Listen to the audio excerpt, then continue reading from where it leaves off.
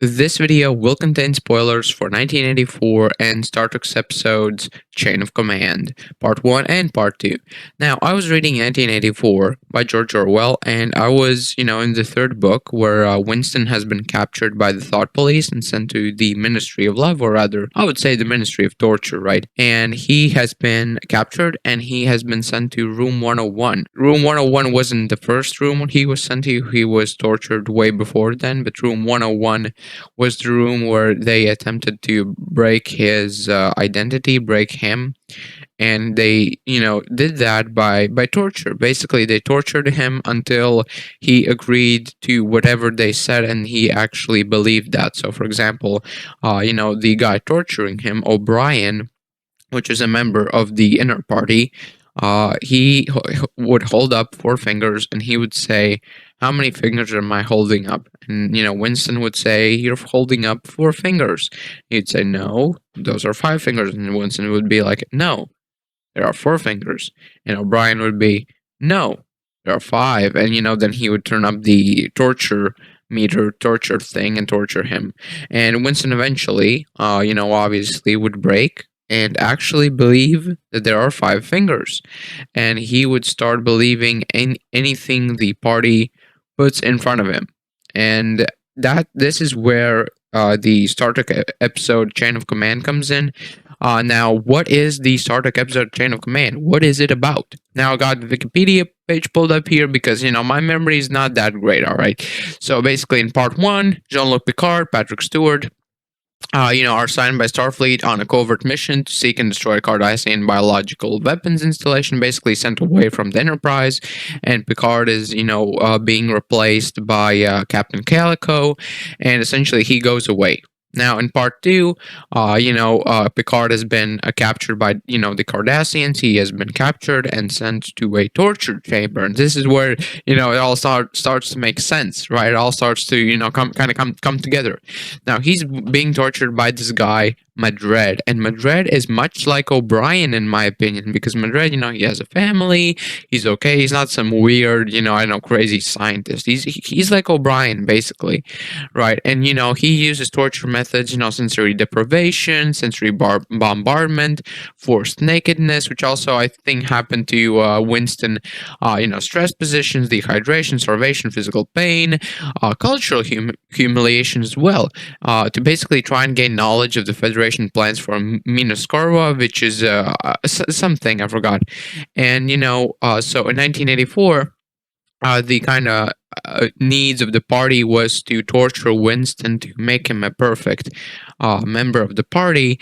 In Star Trek, it was to gain information, which is obviously much more primitive in terms of, I would say, philosophy, from a philosophical standpoint. Right. Now, Picard obviously at first refuses to acknowledge, his demands for information, and, Madrid attempts, another tactic to break Picard's will. He shows his captive four bright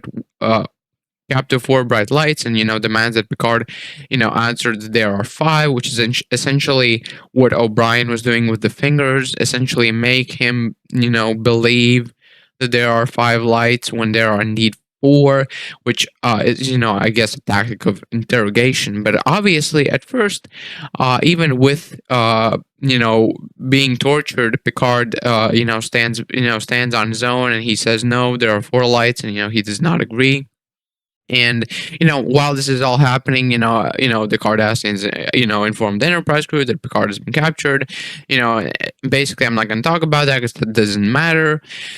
And yeah. So the next part is, with word of the failure of, the Cardassians, Minas Corva, Madrid attempts, the last play to break Picard, because essentially his whole scheme is breaking down. He has to be released, kind of, Picard. And this is where also, basically in 1984, the party was like the thing. There was no escape for Winston other than death. I suppose that was one way of escape. But yeah, so that's kind of where it also differs. But this is one of the most interesting things that I'm about to say now, is essentially Madrid offers Picard a choice, to remain in captivity for the rest of his life, or live in comfort by admitting that he sees five lights. Now, what he is doing is telling Picard, either you live in a world of truth or you live in a world of lies, basically a harsh world of truth or a comforting world of lies. Now, this is something that also appears in other works of literature like The Matrix, where either you want to live in the Matrix, the simulation, which is nice and comfortable and cozy, or you want to escape the Matrix and live in a harsh world that is dominated by stress and oppression and everything else.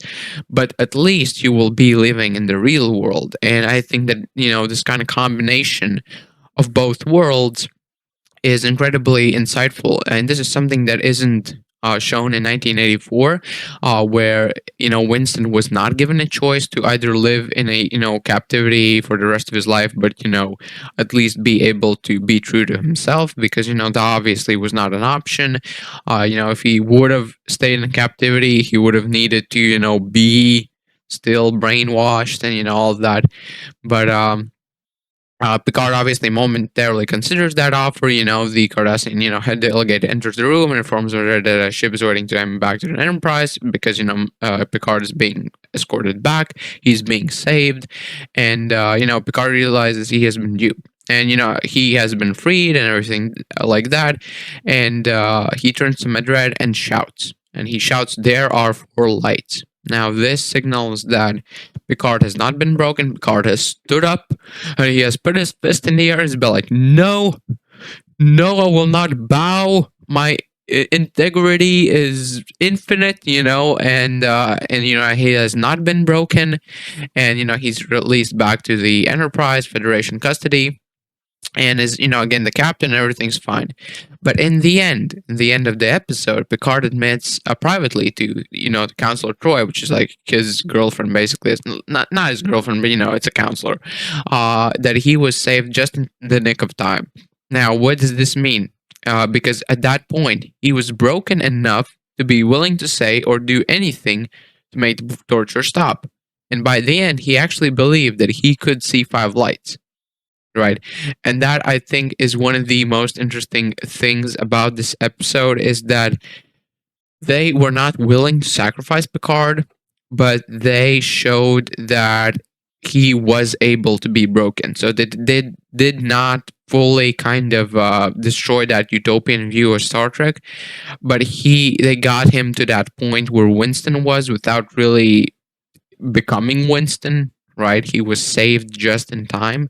Now, I think that Star Trek, did just a perfect job of taking the 1984 concept of Room 101 and just applying it to Star Trek, right? Somehow taking a world which is utopian and beautiful and kind of introducing something from a dilapidated, torturous dystopia, totalitarian dystopia, into Star Trek. And I think obviously it's, great artists, good artists copy, great artists steal. That's one thing. I don't want to say that they completely stole everything. They stole the main idea, but what they did, which I really appreciate them doing, is that they took a concept that is at the end of a book not a lot of people read, and they put it on TV. Now, because I think great ideas and great kind of thought processes are very, how do I put this, important? And not a lot of kids or young adults read 1984. Not a lot of adults read books anyway. And most people that do read books, they read some bullshit. Okay, I'm gonna be honest. A lot of people, they just read nonsense, like some sort of teen romance novels or something, right? So not a lot of people actually read 1984. Right.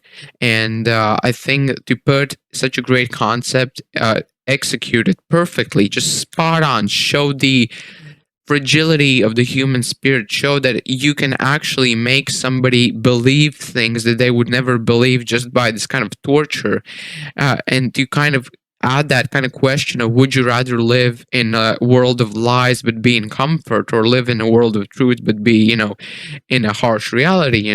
Do you want to say ignorance is bliss, right? Or ignorance is strength? See, this kind of whole, like, they just packaged it kind of perfectly. And I just think that obviously it's not an original concept. It's not necessarily they did not do it maybe the most perfectly, right? I mean, it is still Star Trek, so everything like that. Maybe if it wasn't Star Trek, they could have done something more, something else.